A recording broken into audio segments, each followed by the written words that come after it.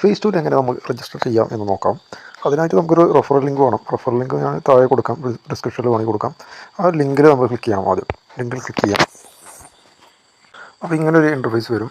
അതിൽ നമ്മൾ BSc wallet address, അതിൽ നമ്മൾ റെഫർ ചെയ്ത ആളെ BSc വാലറ്റ് അഡ്രസ്സാണ് ഇവിടെ കാണിക്കുന്നത്. പിന്നെ നമ്മളെ പൊസിഷൻ, ഏത് പൊസിഷനിലും അത് ബൈനറി സിസ്റ്റം ആയതുകൊണ്ട് നമ്മുടെ ലെഫ്റ്റ് റൈറ്റ് എന്ന് പൊസിഷൻ ഉണ്ടാവും, ആ പൊസിഷൻ അവിടെ കാണിക്കും.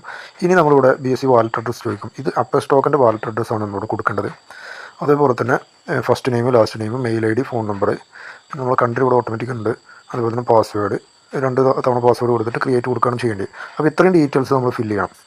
BSc വാലറ്റ് അഡ്രസ്സ് നമ്മൾ ട്രസ്റ്റ് വാലറ്റ് പോയി ആദ്യം ട്രസ്റ്റ് വാലറ്റ് ക്രിയേറ്റ് ചെയ്യണം.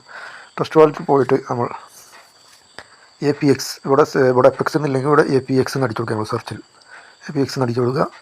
അതേപോലെ തന്നെ റിസീവ് അഡ്രസ്സ്, ഇവിടെ താഴെ സെൻഡ് റിസീവ് എന്നില്ല, ഈ റിസീവ് അഡ്രസ്സിൽ ക്ലിക്ക് ചെയ്യാം. റിസീവിൽ ക്ലിക്ക് ചെയ്തതിന് ശേഷം കോപ്പി എന്ന് കൊടുക്കാം. അപ്പോൾ നമ്മൾ അഡ്രസ്സ് കോപ്പി ആവും. എന്നിട്ട് ആ അഡ്രസ്സ് നമ്മൾ എന്ത് ചെയ്യണം, ഇവിടെ പേസ്റ്റ് ചെയ്യണം. എന്നിട്ട് നമ്മൾ നെയിം കാര്യങ്ങളൊക്കെ കൊടുക്കുക, മെയിൽ ID വിവരങ്ങൾ, ഫോൺ നമ്പറൊക്കെ കൊടുത്തിട്ട് ക്രിയേറ്റ് കൊടുത്താൽ ക്രിയേറ്റ് ആവും.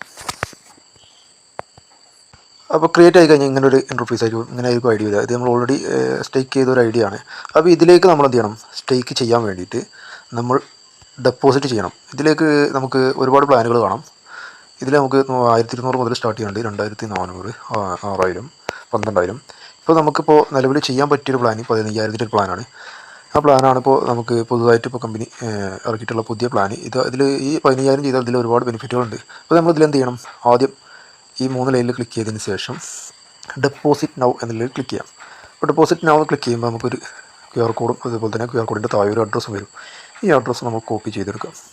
എന്നിട്ട് നേരെ നമ്മൾ ട്രസ്റ്റ് വാലറ്റിൽ പോകാം. ട്രസ്റ്റ് വാലറ്റിൽ നമ്മൾ ആദ്യം കോയിൻ ബൈ ചെയ്ത് കൊണ്ടുവന്ന് വെക്കണം, അല്ലെങ്കിൽ നേരിട്ട് നമുക്ക് ബൈ ചെയ്ത് എക്സ്ചേഞ്ചിൽ തന്നെ ഇതിലേക്ക് ഡെപ്പോസിറ്റ് ചെയ്യാം. അപ്പോൾ നമ്മൾ ഈ ഇതിലുള്ള അപ്പോൾ സ്റ്റോക്ക് നമ്മൾ അതിലേക്ക് ഡെപ്പോസിറ്റ് ചെയ്യാം. ഇതിൽ സെൻഡ് എന്ന് കൊടുക്കാം. സെൻഡ് കൊടുത്തിട്ട് നമ്മൾ ആ കോപ്പി ചെയ്ത അഡ്രസ്സ് ഇവിടെ പേസ്റ്റ് ചെയ്യാം. എന്നിട്ട് 15000 എന്ന് കൊടുക്കാം. ഇപ്പോൾ വാല്യൂവിനനുസരിച്ചുള്ള ഡോളർ താഴെ കാണിക്കും. എന്നിട്ട് നെക്സ്റ്റ് കൊടുക്കാം, കൺഫേം കൊടുക്കാം, പാസ്വേഡ് കൊടുക്കാം. അപ്പോൾ നോട്ടിഫിക്കേഷൻ വന്നു 15000 ടോക്കൺ സെൻഡ് ആയെന്ന് പറഞ്ഞിട്ട്. അപ്പോൾ ഇവിടെ കംപ്ലീറ്റ് എന്ന് കാണിച്ചു. ഓക്കെ, ഇനി നേരെ നമ്മൾ ഇതിലേക്ക് തന്നെ വരാം. ഡാഷ്ബോർഡ് ക്ലിക്ക് ചെയ്യുമ്പോൾ കാണാൻ പറ്റും, ഇവിടെ ഡെപ്പോസിറ്റ് വാലറ്റിൽ 15000 അപ്പോൾ സ്റ്റോക്കൺ കിടക്കുന്നത് കാണാം. ഇനി ഇത് നേരെ നമ്മൾ സ്റ്റേക്ക് ചെയ്യണം. പ്ലാനിൽ പോവാം.